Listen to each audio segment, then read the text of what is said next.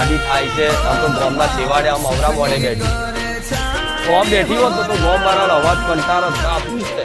જોકે મારા વાતોથી કંટાળો ના આવો.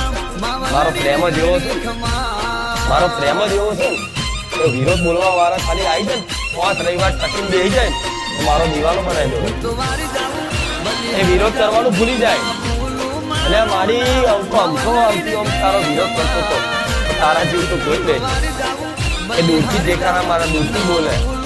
એક વખત મારા દીકરા જો ખાલી 2 દાડા રહી જાય ને તો એ વિરોધ કરવા વાળા તે એના દિવાલા બનાવી દો.